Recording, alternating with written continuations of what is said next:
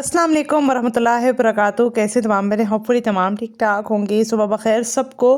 और मैंने नाश्ते में एज़ यूजुअल अपने लिए ब्लैक कॉफ़ी बनाई और उसके साथ एक अदद ऑमलेट। अच्छा, मेरी इतनी गंदी आदत हो चुकी है कि मैं नाश्ते में ब्लैक कॉफ़ी पी लेती हूँ और रात में जो मर्ज़ी है खा लूँ।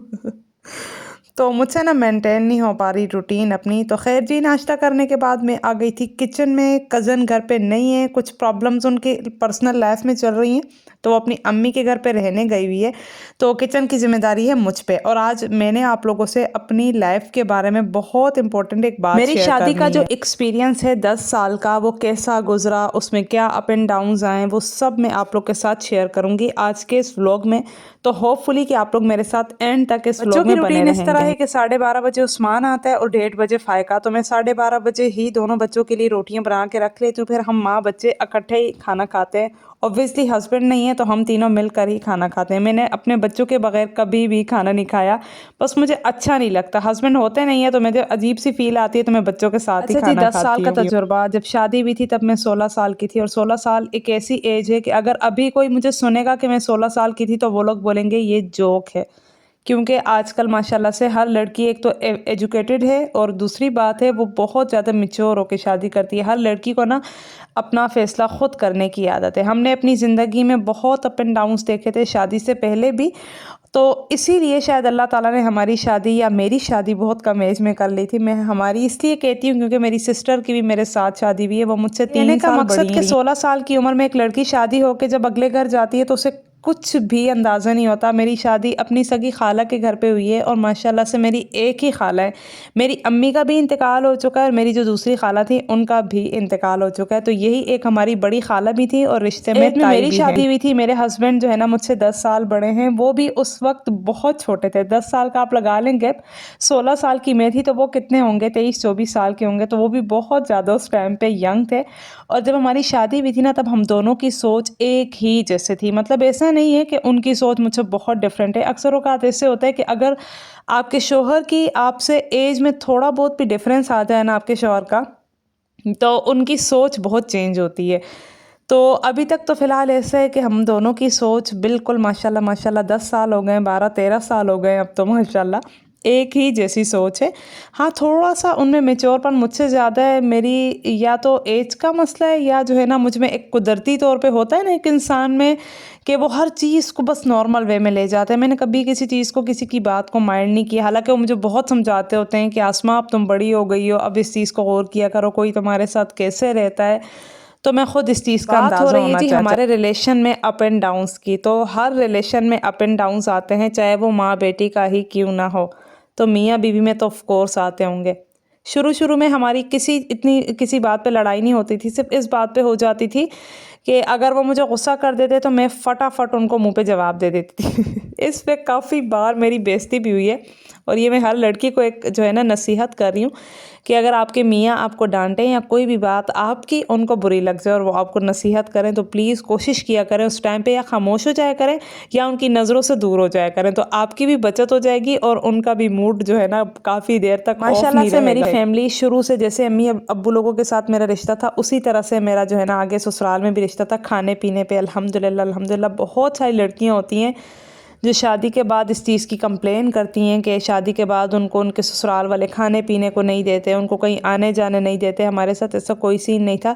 शुरू में बहुत बड़ा ट्रॉमा हमें मिला था। मेरी शादी के 1 ही साल बाद मेरे ताया अब्बू, जो कि मेरे ससुर भी हैं, जिन्होंने हमें ज़िंदगी में चलना सिखाया, जिन्होंने हमें आगे लोगों के साथ किस तरह से पेश आना है या लोगों के सामने अपना कॉन्फिडेंस लेवल कितना अच्छा रखना है, सब कुछ हमें हमारे ताया अब्बू ने बताया था। उनकी डेथ हो गई थी फ़ौरन ही शादी के 1 साल बाद। उस वक़्त मैं जो है ना 3 मंथ्स प्रेग्नेंट भी थी। तो ये चीज़ मेरे लिए इतनी ख़ौफ़नाक और ख़तरनाक हो गई थी कि मैंने अपनी ज़िंदगी में इस चीज़ का कभी चलें, ये तसव्वुर भी ट्रॉमा नहीं आपसे किया फिर था। कभी शेयर करूँगी। बात करती हूँ अपने मियाँ की। मेरे हस्बैंड ना बहुत ज़्यादा गुस्से के भी तेज़ हैं। सेकेंडली वो हर काम ना राइट उसी वक्त चाहते हैं। जब उनकी आवाज़ निकलेगी ना कि आसमां चाय, तो चाय उनके सामने होनी चाहिए। तो अल्लाह पाक की शान देखें कि अल्लाह ताला ने मुझे भी इतना ही तेज़ बनाया है। मैं सोचती हूँ अगर उनकी शादी किसी सुस्त लड़की से हो जाती तो फिर या तो उस लड़की की खैर नहीं होनी थी, या उनका जो है ना वो अल्लाह मालिक था। क्योंकि उनकी एक आदत है कि उनको हर चीज़ उनके हाथ में फ़ौरन से चाहिए आती है। शुरू-शुरू में मुझे प्रॉब्लम हुई है, कम से कम 3-4 साल हुई थी प्रॉब्लम। उसके बाद मैं खुद ही सॉल्व जो है ना इस चीज़ को कर गई, क्योंकि मेरी फिर माशाल्लाह माशाल्लाह से जब फ़ायका की पैदाइश हुई उसके बाद से मैंने इस चीज़ को अपनाना शुरू कर दिया, क्योंकि फ़ायका जो है ना वो मुझे बहुत ज़्यादा क्यूट लगती थी। तो मैं कभी भी नहीं चाहती थी कि फ़ायका के उस पे या वैसे भी घर के किसी माहौल ख़राब होने पे मेरी कभी अपने हस्बैंड से लड़ाई हो, या जो है ना मेरे हस्बैंड मेरे पास नहीं होते। इस चीज़ का आप सब लोगों को अंदाज़ा है कि वो जहाँ पे जॉब करते हैं वो हमारे घर से डिस्टेंस काफ़ी ज़्यादा है, तो वो वहीं पर ही रहते हैं। तो इसलिए मैं यहाँ पे अपने इन लॉज़ के साथ रहती हूँ। आज से नहीं, जब से मेरी शादी हुई है तब से ही। तो वो कम कम ही आते हैं। जब एक हस्बैंड आपके पास रेगुलर रहे ना, तो आपको उनकी चीज़ों का भी अच्छे खासे अंदाज़ा होता है। लेकिन अगर हस्बैंड दूर रहते हैं ना, तो ऑब्वियसली रूटीन चेंज होती है ना। मेरी रूटीन अपने बच्चों के साथ चेंज है। जब मियाँ आते हैं ना, तो मैं थोड़ा सा, आपने नोटिस भी किया होगा, जब जब भी मुझे व्लॉग में कोई गैप आता है ना, मैं व्लॉग्स नहीं बनाती। वो उसकी वजह यही होती है कि मेरे हस्बैंड यहाँ पे होते हैं, मुझे फुल ऑन उनको टाइम देना पड़ता है, क्योंकि वो बहुत कम आते हैं घर पर। तो इसीलिए जो है ना ये चीज़ मैंने शुरू से नोटिस की थी कि जब मेरे हस्बैंड हो तो मैं पूरा पूरा उनको टाइम दूँ, और इस चक्कर में मैंने उनको कुछ ज़्यादा ही, वो क्या कहते हैं, नियाज़मीन बना दी। बात करी थी लाइफस्टाइल की, तो माशाल्लाह अल्हम्दुलिल्लाह, अल्लाह पाक उनको सलामत रखे, अल्लाह पाक उनको इससे भी ज़्यादा रिस्क दे। कभी उन्होंने मेरी कोई बात नहीं टाली। ईद हो या कोई फेस्टिव हो, कोई इवेंट हो, कभी उन्होंने मुझे नहीं कहा कि मेरे पास पैसे नहीं है, मैं अफोर्ड नहीं कर सकता। अल्हम्दुलिल्लाह वो हार्ड वर्क करते हैं, बहुत ज़्यादा हार्ड वर्क करते हैं। वो मेरे लिए, मेरे बच्चों के लिए दूर रहते हैं और हार्ड वर्क करते हैं, फिर पैसे कमाते हैं, और हमारी ज़रूरियात के लिए वो हमेशा से कोशिश करते हैं कि हमें हर चीज़ मिले। क्योंकि आपको पता है लड़कियों के तो शौक़ ही नहीं ख़त्म होते। मैं ख़ुद को क्यों बोलूँ कि मैं कुछ भी नहीं लेती, मैं शॉपिंग नहीं करती, या मैं जो है ना वो बहुत ज़्यादा सेविंग्स वाली हूँ। नहीं, ऐसी बात नहीं है। हर लड़की ऐसी होती है। बहुत कम मैंने देखा है लड़कियों में कि वो सेविंग्स वाली होती हैं, या वो अपने हस्बैंड को जो है ना इस चीज़ का वो करती हैं। अच्छा, मेरे मियाँ ख़ुद भी ऐसे हैं, आगे से मैं भी ऐसी हूँ, इतनी अजीब सी हूँ। हमें कोई चीज़ चाहिए हो ना, तो हम दोनों की एक ही सलाह होती है, और हम दोनों जो है ना वो इकट्ठे ही जाके वो चीज़ ले आते हैं। ऐसे नहीं कि मैं बता दूं उनको कि भाई छोड़ो, इस चीज़ की इतनी ज़रूरत नहीं है, नहीं लेते हैं।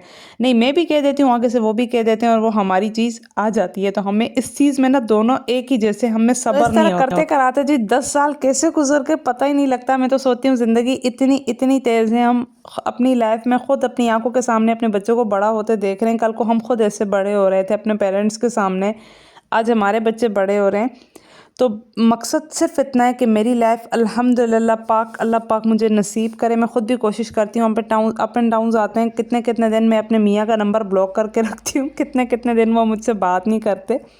यहाँ हो वो, जब में हमारी लड़ाई हो तब भी ऐसा कभी नहीं हुआ कि हम लोग फ़ौरन से मान जाएं। दोनों ही रूठे रहते हैं, फिर जब दिल करता है दोनों मुस्कुरा देते हैं। तो ज़िंदगी में ये सारी चीज़ें चलती रहती हैं। अगर कोई लड़की शादी के बाद खुश रहना चाहती है ना, तो उसको प्लीज़ प्लीज़ मेक श्योर करना चाहिए कि अपने हस्बैंड के साथ हल्का फुल्का कोऑपरेट करे। हम ख़ुद को समझते हैं कि नहीं, इस्लाम में ये, इस्लाम में ये, यार औरत का एक अपना मकाम है, लेकिन औरत को कोशिश करनी चाहिए कि जो अल्लाह ताला ने हुक्म दिया उसकी मियाँ के लिए, कम से कम वो उसको पूरा करे। हस्बैंड सबसे ज़्यादा क्या मांगते हैं यार? अच्छा खाना मांगते हैं, अच्छा पहनना मांगते हैं, और एक आरामदेह सुकून वाली जगह जहाँ वो आराम से अपनी नींद पूरी कर सके। आप यकीन करें, जब मेरे हस्बैंड आते हैं ना कभी कभार, तो बच्चे दादी के रूम में होते हैं, मैं भी दादी के रूम में होती हूँ, क्योंकि मैं नहीं चाहती कि मेरे हस्बैंड बच्चों के शोर में उनकी नींद ख़राब हो, क्योंकि वो सारा दिन काम पे होते हैं। तो मुझे इस चीज़ का बहुत ज़्यादा ख्याल होता है। कज़न रिलेशन जो होता है ना, वो वैसे भी बहुत ज़्यादा करीब का रिलेशन होता है। तो उसमें इस तरह का होता है कि फ़ैमिली में आपको हर चीज़ का ख्याल रखना पड़ता है। आपको सिर्फ अपने हस्बैंड के साथ नहीं, अपने इन लॉज़ वालों के साथ भी ऐसा रवैया रखना पड़ता है, क्योंकि आपकी वो भी फैमिली होते हैं।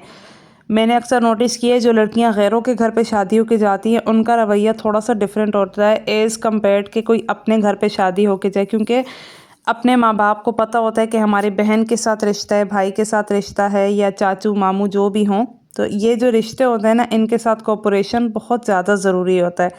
बहुत सारी माएँ जो है ना, वो अपनी बेटियों को इस चीज़ का देती हैं कि भाई अगर आपका मियाँ आपको गुस्सा करे या आप पे चीखे, तो आप जो है ना उनको मुंह तोड़ जवाब दें, या आप क्या करें जी, घर छोड़ के आ जाएं। तो वो ख़ुद ब खुद आपके ना ग़ुलाम बन जाएंगे। ऐसे नहीं होता। ग़ुलामी करने के लिए ना सबसे पहली चीज़, पहले तो हस्बैंड कोई किसी के ग़ुलाम नहीं होते, ना मियाँ ग़ुलाम होता है, ना बीवी ग़ुलाम होती है। ठीक है, सबसे जो मेन बात होती है वो होती है प्यार मोहब्बत की। ये जो रिलेशन होती है काफ़ी लॉन्ग लास्टिंग होता है। समटाइम्स इतना अजीब अजीब भी जो है ना वो मेरे हस्बैंड रिएक्ट कर जाते हैं, लेकिन मैं कभी भी इस चीज़ पे उनको ब्लेम नहीं करती, क्योंकि वो ऑब्वियसली काम करते हैं। जो हस्बैंड्स भी ना काम, और अक्सर औकात ना लड़कियों के अपने हस्बैंड से काम के सिलसिले में ज़्यादा लड़ाई होती है। मेरे पास माशाल्लाह अल्हम्दुलिल्लाह ऐसा कोई मसला नहीं कि हम काम के रिलेटेड या पैसों के लिए लड़ाई करें। हो जाता है यार, बर्तन भी आपस में जो है ना वो खड़कते हैं तो आवाज़ और शोर होता है, तो इसमें कोई इतनी बड़ी बात नहीं है। तो मेरा तजुर्बा, जो भी लड़की सुन रही है जिनकी शादियाँ नहीं हुई, वो इस चीज़ का ख्याल रखें, और जिनकी शादियाँ हुई हैं जो मेरी तरह लाइफ गुजार रही होंगी, उनको तो अच्छे से पता होगा जी कि लाइफ में कुछ स्टेप्स ऐसे होते हैं जहाँ पे ख़ुद को ज़बरदस्ती हमें कॉपरेशन में मियाँ डालना बीवी के पड़ता है। प्यार में सबसे इम्पोर्टेंट रोल ना मियाँ बीवी के पेरेंट्स का भी होता है।